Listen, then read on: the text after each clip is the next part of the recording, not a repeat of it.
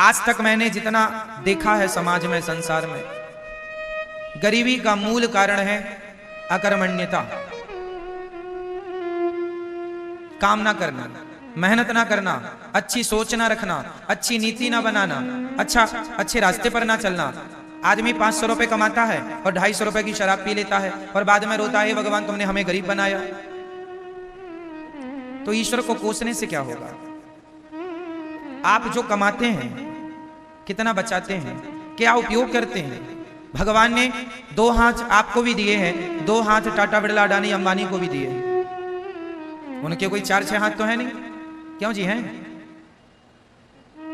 टाटा बिरला जी के कितने हाथ हैं? 2। आपके कितने हैं? उनकी भी 2 आंखें हैं। आप उनका भी वजन उतना ही होगा लगभग जितना आपका होगा लगभग। वो भी ऑक्सीजन लेते हैं, अपन लोग भी ऑक्सीजन। वो भी दाल रोटी खाते होंगे, अपन भी दाल रोटी खाते हैं।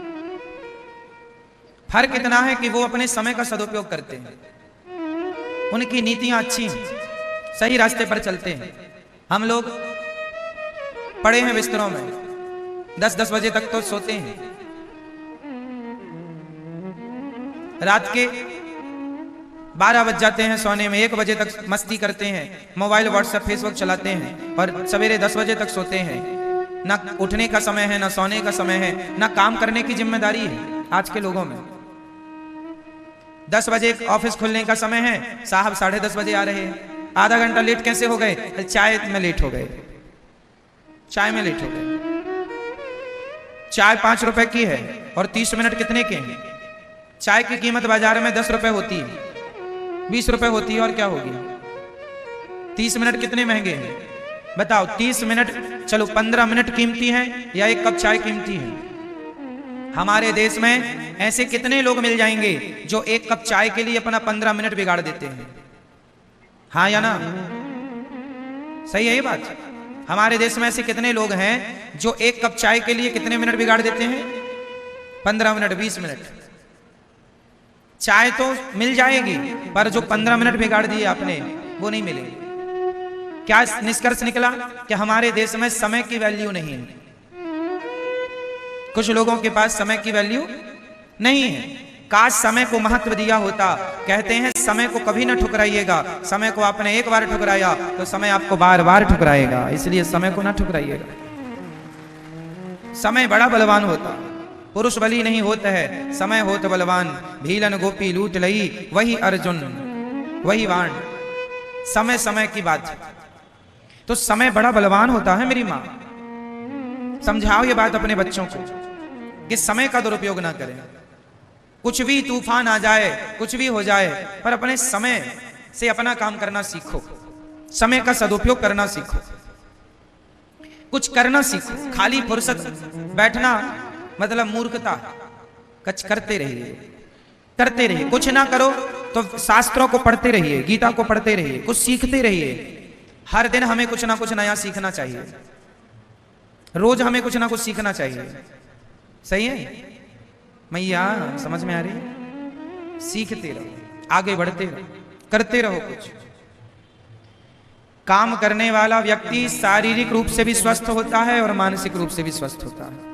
अकर्मण्य आदमी बैठा बैठा बीमार पड़ जाता है, मानसिक रूप से भी ग्रसित हो जाता है, परेशान हो जाता है। बुढ़ापा आ गया, इसका मतलब ये नहीं कि आप कुछ नहीं करेंगे। आप मंदिर में जाके कीर्तन ही करिए, गीता का पाठ करिए, बुढ़ापा है, रामायण, अच्छे संस्कार दीजिए गांव के लोगों को, मोहल्ले के लोगों को, सोसाइटी के लोगों को। अच्छा काम करिए। बुढ़ापा आ गया है, रिटायरमेंट हो गया है, कुछ नहीं कर सकते, तो आप जो बच्चे हैं जो गलत रास्ते पर जा रहे हैं, सब बच्चों को आप अच्छे रास्ते पर ले जाइए, क्योंकि आप बूढ़े हैं, आपको जीवन जीने का अनुभव ज्यादा है। अपने अनुभव शेयर करने लग जाइए। कुछ दीजिए देश को, समाज को, कुछ कीजिए। कुछ ना करने की अपेक्षा कुछ करना श्रेष्ठ है। अरे कीर्तन ही करो, सीताराम सीताराम। कुछ ना करो तो कथा ही सुनो, मंदिर में जाके झाड़ू ही लगा दो भगवान के दरवाजे में। कुछ ना करने की अपेक्षा कुछ करना श्रेष्ठ है। सही है? करना सीखिए। बस भगवान यही कहते हैं कि जो मेरी शरण में आया है, जो मेरा बन के आया है, मैं उसके लिए सब कुछ करूंगा। भगवान होते तो लोग गरीब क्यों होते? ये कोई सवाल नहीं है। अकर्मण्यता से लोग गरीब हैं। अब दूसरी बात कि आज सब कुछ होने पर भी लोग परेशान क्यों हैं? क्योंकि सबसे बड़ी गलती यह है, जब भगवान ने गोवर्धन उठाया, बहुत ध्यान से समझिएगा, हम लोग सबसे बड़ी गलती क्या करते हैं जीवन में, वो समझिएगा। गिरिराज जी एक उंगली से किसने उठाया? भगवान श्री कृष्ण ने। अब जो ग्वाल वाल थे, सखा थे, मित्र थे, उन्होंने, किसी ने अपना कंधा लगा लिया, किसी ने एक लाठी ली और लाठी लगा ली, किसी ने दोनों हाथ पहाड़ पर लगा दिए। और थोड़ी देर बाद ग्वाल वालों ने भगवान श्री कृष्ण से कहा, कन्हैया तुम कुछ खा लो। भगवान बोले मैं खाऊंगा तो पहाड़ नीचे नहीं आ जाएगा? तो ग्वाल वालों ने कहा, कन्हैया क्या पहाड़ तुमने उठा रखा है? अरे हम लोगों ने इतनी लाठियां लगाई हैं, हम लोगों ने हाथ लगाए, कंधे लगाए, तो पहाड़ तुमने थोड़ी उठाया, हम सबने उठाया, हमारा भी योगदान है। भगवान बोले अच्छा ठीक है, तो तुम लोग संभालो, फिर मैं नीचे करता हूं हाथ। हाँ हाँ तुम नाश्ता करो। भगवान ने थोड़ी सी उंगली नीचे की तो जितनी लाठियां लगी थी सब चढ़ चढ़ करके टूट गई। पहाड़ नीचे आ, सब भैया बचाइयो लाला, कन्हैया बचा बचा। भगवान ने उंगली ऊपर। अब ब्रजवासियों ने सबने अपने कंधे, डंडे, हाथ नीचे कर लिए। समझ में अब आया कि पहाड़ हमारे बल से नहीं, ये तो गोविंद के बल से खड़ा हुआ। ये छोटी सी कथा क्या मैसेज देख के जा रही है? मैसेज यह है कि सबका भार किसके हाथ में है? भगवान के हाथ में। आप लोगों ने जो कंधे लगा रखे हैं, मैं कर रही हूं, मैं कर रहा हूं। आपने जो लाठियां लगा रखी हैं, मैंने ये किया, मैंने वो किया। आपने जो हाथ लगा रखा है, मैं ना होता तो ऐसा ना होता, मैं ना होता तो मर जाता। ये गलतफहमी निकाल दो। किसी के कुछ करने से कुछ नहीं होता। हुई है सोई जो राम रची राखा। हम और आप कुछ नहीं कर सकते। हम आप कुछ करने वाले ही नहीं हैं। सब कुछ करने वाले कौन हैं? भगवान। जो लोग इस सच्चाई को नहीं स्वीकार करते, जो लोग इस सच्चाई को नहीं मानते, वो लोग दुखी होते हैं। जो हो रहा है वह भगवान की इच्छा से हो रहा है। जो हुआ था वह भी भगवान की इच्छा से हुआ था। जो होगा वह भी भगवान की इच्छा से होगा। अच्छा आप क्या कर सकते हैं बताइए? आप में से ऐसे कितने लोग हैं? हम सबसे सवाल कर रहे हैं, बताइए आपके पास कितना पावर है? आप क्या कर सकते हैं? क्या आप दिन को रात बना सकते हैं? क्या आप नदी को समुद्र बना सकते हैं? बना सकते हैं? क्या आप नदी को समुद्र बना सकते हैं? क्या आप बूढ़े को जवान बना सकते हैं? क्या जवान को बूढ़ा बना सकते हैं? क्या आप चाह कर भी अपनी कमर का दर्द मिटा सकते हैं? दवाई ही तो खा सकते हैं, अच्छा इलाज ही तो करा सकते हैं। वो इलाज के बाद भी दर्द जाएगा या नहीं, ये आपके हाथ में। आपके हाथ में होता तो दर्द ही ना होता। किसान खेत में बीज ही तो बो सकता है, कितने कुंटल फसल आएगी किसके हाथ में है? क्या है? आपकी बेटी का विवाह कब होगा, ये आपके हाथ में है। आपकी बहू के बेटा ही होगा या बेटी ही होगी, ये आपके हाथ में है। बोलो मेरी माँ। फिर क्या आपके हाथ में? आपको कितना लाभ होगा, कितनी हानि होगी, ये आपके हाथ में है। इसलिए बिंदास आनंद पूर्वक जिंदगी जीना सीखो। टेंशन लेके मरो मत, घबराओ मत। जो कष्ट आए, संकट आए, फेस करते चलो। उस सिचुएशन को हैंडल करते चलो। घबराओ मत, डरो मत, क्योंकि जो हो रहा है कहीं ना कहीं भगवत इच्छा है। इसलिए हर हाल में प्रसन्न रहना सीखिए। आपके हाथ में, हमारे हाथ में कुछ नहीं है। इसलिए जब कुछ है ही नहीं तो हम किसी बात की टेंशन लें क्यों?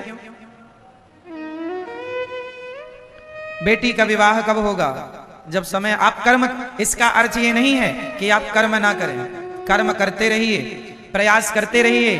बेटी का विवाह जब होगा, हो जाएगा। आप अच्छा लड़का ढूंढते रहिए, टेंशन नहीं लेना। अरे महाराज जी लड़का ही नहीं मिल रहा है, घबरा रहे हैं, ब्लड प्रेशर हाई हो रहा, ये कोई बात नहीं। शांति से ये मान के चलिए करता धरता भगवान है, जो करेंगे बिहारी जी अच्छा करेंगे। उनकी इच्छा में अपनी इच्छा मिला देनी चाहिए। कोई एक थप्पड़ भी हमारे गाल पे मारे तो ये मान लेना चाहिए कि ये भी भगवत इच्छा ही। क्या करोगे, भगवान की मर्जी के बिना कुछ नहीं होता। पत्ता भी हिल रहा है तो भगवान की इच्छा से हिल रहा है, ये समझिएगा। अब आप फिर सवाल करेंगे कि फिर जो लोग चोर चोरी करता है तो क्या वो भी भगवान की इच्छा है? हाँ, वो भी भगवान की इच्छा है, क्योंकि जब वो चोरी करेगा पकड़ा जाएगा तो उसको दंड मिलेगा।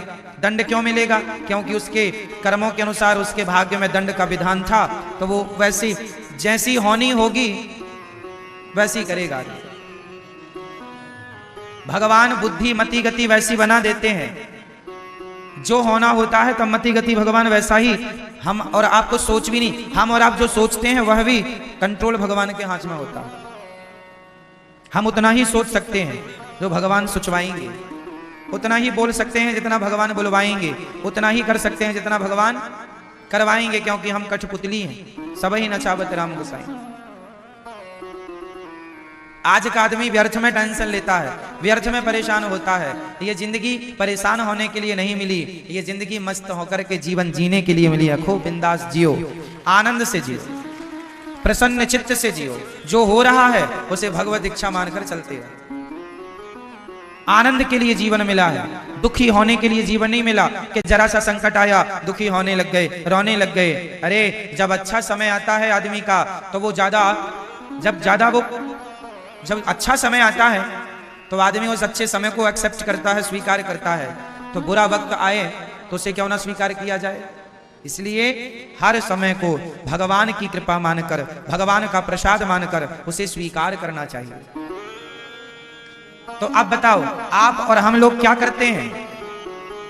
आप कितने लोगों का पेट भरते हैं बताओ भैया? कितने लोगों का पेट भरते हैं आप लोग? 2 लोगों का, 4 लोगों का, 10 लोगों का? बताओ मैया, ओ मेरी माँ, आप कितने लोगों का पेट भरती हो मैया? आपसे पूछ रहे हैं जो थोड़ी देर पहले आपने जमाई ली है। बताओ कितने लोगों का पेट भरते हैं आप? 10 लोगों का? आप बताओ कितने लोगों का पालन करते हो आप लोग? दादाजी आप कितने लोगों का पालन करते हो? हम और आप कितने लोगों का पालन करते हैं? भैया बोलो मेरी माँ। किसी का भी नहीं। सबके पालनहार कौन है? भगवान। इससे क्या सिद्ध हुआ? हम जन्म क्यों लिए हैं? हम भगवान को प्राप्त करने के लिए, अच्छे काम करने के लिए, अच्छे विचारों को प्रकट करने के लिए, अच्छे रास्ते पर चलने के लिए हमारा जन्म हुआ है। पर हम लोग बुरे रास्ते पर चलते हैं, बुरे काम करते हैं। अच्छे काम करो, अच्छे रास्ते पर चलो और आनंद से जीवन जीते रहो, जीते रहो, जीते रहो, जीते रहो। ये ना सोचा जाए कि हम तुम्हें पाल रहे हैं, हम तुम्हें खिला रहे हैं। कोई किसी को नहीं खिलाता। हर व्यक्ति अपने भाग्य का दाना पीना, खाना पीना खाता। एक राजा था, एक राजा ने एक मक्के का दाना लिया, मक्के का एक दाना लिया और दाना लेकर के अपने गुरुजी से बोला। राजा सिंहासन पर बैठ के भरी सभा में राजा ने कहा, गुरुजी बताइए ये जो मक्के का दाना है, यह दाना आप तो सब कुछ जानते हैं, बताइए यह दाना, इस दाने में किसका नाम लिखा है? क्योंकि आप कहते रहते हो दाने दाने में लिखा है खाने वाले का नाम। तो राजा ने कहा, गुरुजी आप सब जानते हैं, तो बताओ कि इस दाने में किसका नाम लिखा है? गुरुजी बड़े ज्ञानी थे, सामान्य नहीं थे, त्रिकालज्ञ थे, बड़े उद्घट विद्वान थे, सब कुछ जानते थे। उन्होंने कहा, राजन इस दाने में वो कबूतर बैठा है, उस कबूतर का नाम लिखा है। राजा बड़ी जोर से हंसा, गुरुजी आज आपकी बात झूठी हो जाएगी, कबूतर खा ही नहीं सकता इसे, क्योंकि ये मेरे हाथ में है, मैं खाऊंगा और मैं खाऊंगा तो आपकी बात झूठी हो जाएगी। राजा बोले, आपकी बात झूठी हो जाएगी आज। गुरुजी ने कहा बेटा दाने दाने में लिखा है खाने वाले का नाम, यदि इस दाने में उस कबूतर का नाम लिखा है तो वो कबूतर ही खाएगा। राजा जोर से हंसा और हंसते हंसते उसने दाना अपने मुंह में डाल दिया। जब मुंह में डाला तो वो हंसने के कारण वो दाना जाकर के उसके यहां गले में फंस गया। फंस जाता ना कई बार भोजन हम लोगों के यहां, फिर कई बार फिर जल्दी से पानी पीना पड़ता है खाने के तुरंत बाद, तब को लगता है कि हाँ अंदर गया नहीं, गले में रह जाता। तो राजा हंसने के कारण वो दाना खा लिया और गले में फंस गया। अब फंस गया, वो चिल्लाने लगा, वो चिल्लाने लगा।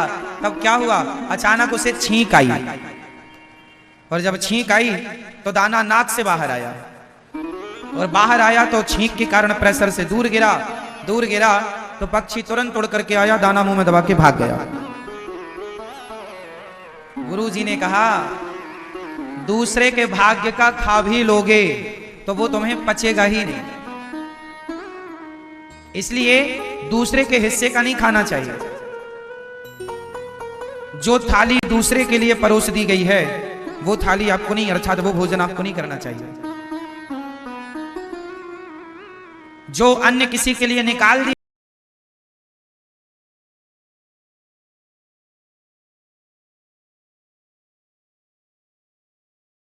के लिए निकाल दिया है वो उस तक पहुंचाओ, वो ना मिले तो गाय को खिला दो, कुत्ते को खिला दो,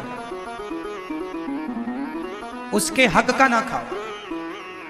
जैसे आपके दरवाजे में कोई भिखारी आया, आपने कहा रुको हम आपके लिए कुछ लाते हैं, आप अंदर लेने गए मुट्ठी भर चावल, कटोरी भर चावल, तब तक वो भिखारी चला गया। अब वो कटोरी भर चावल आपने उसके लिए निकाला है और वो चला गया। अब उस चावल का क्या करेंगे, उस चावल को अब घर में अंदर ले जाके वहां मत डाल दो जहां से लाए हो। अब वो किसी के हक का निकल गया, वो किसी के नाम से निकल गया। अब क्या करना चाहिए, अब उस चावल को वो चला गया जिसको देना था, तो या फिर किसी दूसरे को दो, कोई दूसरा भिखारी आ जाए तो उसे दे दो, या गाय को दे दो, या कुत्ते को दे दो, या पक्षियों को दे दो, पर उसे आप ना ग्रहण करो। पैसे भी किसी के नाम के निकल गए तो आप उससे दीजिए, अब उससे अपना काम ना करिएगा, क्योंकि हम सब लोग अपने हक का खाएं, किसी और के हक का ना खाएं। इसलिए कहा करता हूं कि हम और आप पालनहार नहीं हैं, हम और आप किसी का पेट भरने वाले नहीं हैं, सबके पालनहार भगवान हैं। कितना हमारे पास जो धन है उसमें भी कितनों का नाम लिखा है, ये ईश्वर ने पहले से तय कर रखा है। इसलिए ये दास अनिरुद्ध, ये गौरी गोपाल जी की रसोई में उतने ही लोग आकर प्रसाद पाते हैं जिन जिन के नाम का यहाँ दाना पानी है। तो ये आपके भाग्य का ही आप लोग खा रहे हैं, ये आप ही खा रहे हैं आपके भाग्य का। इसलिए कोई किसी को नहीं खिलाता, कोई किसी को नहीं देता, भगवान ही सबको देने वाले हैं। इसलिए दाता एक ही है, दाता एक राम, भिखारी सारी दुनिया, और राम एक देवता, पुजारी सारी। तो मैया पालनहार कौन है, करने कराने वाला कौन है, हम कौन हैं, हम कौन हैं, कुछ भी नहीं। हम कौन हैं, हम शून्य हैं। और राम जी भगवान जी कौन है, अंक। अच्छा बताओ, शून्य बड़ा कि अंक बड़ा, शून्य बड़ा कि अंक, जोर से, अंक। एक दिन शून्य को घमंड आ गया, शून्य ने कहा अंक से, अरे अंक तुम तो एक एक चलते हो, हम 10 चलते हैं, तुम 1 कदम चलते हो, हम 10 कदम चलते हैं, तुमसे बड़े हम हैं, तुम्हारी कोई हैसियत नहीं है, अपनी हैसियत में रहा करो। अंक से कहा शून्य ने, क्योंकि 1 के पीछे शून्य लगा देने से क्या हो जाता है, 10, मतलब शून्य संख्या को 10 गुना बढ़ा देता। सही है, 2 शून्य लगने से संख्या हो जाती है 100। तो शून्य जो है संख्या को 10 गुना बढ़ाता है। तो शून्य ने कहा संख्या तुम्हारी कोई वैल्यू नहीं है, क्योंकि तुम 1 2 3 4 चलती हो 1 कदम, हम सीधा 10 कदम चलते हैं। तो अंक बोला, संख्या बोली, शून्य भाई साहब यदि आप बड़े हैं तो एक काम करो, फिर आप ही बैठो, हम चली। तो शून्य शून्य रह गए 5, आगे की संख्या हट गई। 5 शून्यों की भी वैल्यू तब है जब सामने संख्या हो। 2 शून्यों की भी वैल्यू तब है जब सामने अंक हो, संख्या हो। अंक नहीं तो शून्य का कोई अस्तित्व नहीं। उसी प्रकार राम नाम एक अंक है, बाकी साधन शून्य। राम रहे 10 गुण है, राम बिना सब शून्य। भगवान अंक है, हम सब शून्य हैं। यदि शून्य अंक से जुड़ा रहेगा तो शून्य की भी जय जयकार होती रहेगी। यदि शून्य संख्या से हट गया तो शून्य की कोई हैसियत नहीं। तो हम सब शून्य हैं और भगवान अंक है, इसलिए अपने आप को शून्य मानकर भगवान के चरणों से जोड़े रखो तो कुछ बना रहेगा अस्तित्व। और भगवान से छूट गए तो शून्य की क्या हैसियत। शून्य अंक से जुड़कर 10 गुना बढ़ता है। भक्त भगवान से जुड़ करके उसका भी वैभव, यश, कीर्ति, परिवार 10 गुना बढ़ता है। इसलिए जोड़ के रखिएगा। ये घमंड ना पालिए कभी कि हम कर रहे हैं। सदा ये भाव बना के रखिए कि सब कुछ भगवान कर रहे हैं। हमारी मर्जी से कुछ नहीं हो रहा है, सब किसकी मर्जी से है ना मेरी माँ। ये उंगली उठाओ अपनी जरा सभी लोग, एक हाथ की एक उंगली। पीछे वाली मेरी माँ, ओ मैया उठा लो हाथ, एक उंगली अपनी और हिला लो ऐसे ऐसे। उंगली हिलाओ, चलो बस करो। अब ये बताओ कि ये जो उंगली आपने हिलाई है किसके बल से हिलाई? किसका बल था ये? आपका? भगवान जी का? हाँ, ये बल भी हमारा बल नहीं है मेरी माँ। हम लोगों में इतना भी बल नहीं है कि हम अपने शरीर के एक अंग को हिला सकें। जब कोई बीमार पड़ जाता है, जिसको पैरालाइसिस हो जाता है, लकवा मार जाता है, उसका शरीर हिलता डुलता नहीं है। कितने लोग ऐसे हैं जिनके हाथ नहीं काम करते, पांव नहीं काम करते, आंख नहीं काम करती। क्यों?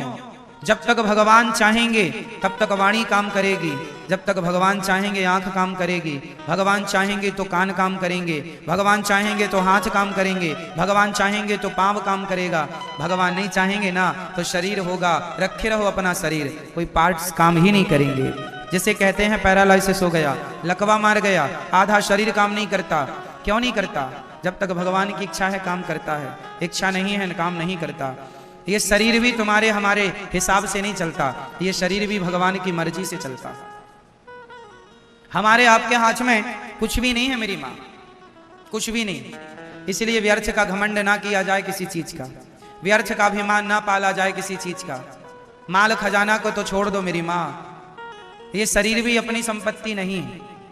हम आप सब मरेंगे ना तो ये शरीर भी छोड़ के जाना पड़ेगा। इसका अर्थ यही है कि हम घमंड किसका करें। ये उंगली भी हम अपने बल से नहीं हिला रहे हैं, इसमें भी भगवान की शक्ति है। जो बीमार पड़ जाता है, कई बार आप इतने बीमार पड़ जाते हैं कि आपको हाथ पांव हिलाने की भी हिम्मत नहीं बचती। आप लोग कई बार कहते हैं हमारी आंख खोलने की हिम्मत नहीं है बीमार पड़ने पर। ऐसा होता है कि नहीं कि आंख खोलने की भी हिम्मत नहीं है? तो ये जो हिम्मत कह रहे हो आप, ये हिम्मत कहां से आ रही है? कौन है ये आंख खोलने की हिम्मत देने वाला, चलने फिरने की हिम्मत देने वाला? तो क्यों हम ये कहें कि ये सब हम कर रहे हैं? हम कौन है ये बताओ, हम कौन है? कौन है आप? आपका परिचय क्या है? कौन है आप? कुछ भी नहीं है हमारा अस्तित्व, फिर भी हम लोग अपनी डींगे मारते फिरते हैं। हम ये हम वो ना, कुछ नहीं है। अभिमान त्याग दो, मिटा दो। जब हमारा शरीर पूरा हो जाता है, जब मृत्यु आती है ना, तो हम लोग जल जाते हैं। और जलने के बाद क्या बचती है हमारी? जोर से, सिर्फ राख। कितने रुपए के घड़े में आ जाती है? बोलो। मैया 25 गया जमाना, 25 वाला 50 हो गया, महंगा हो गया घड़ा। 50 रुपए के घड़े में तुम्हारी पूरी राख आ जाएगी। जो बड़ी बड़ी बातें करते थे, बड़ी गाड़ी बड़े बंगले का बड़ा रुतबा दिखाते थे, बड़ी अकड़ दिखाते थे, उड़ रही है तुम्हारी राख।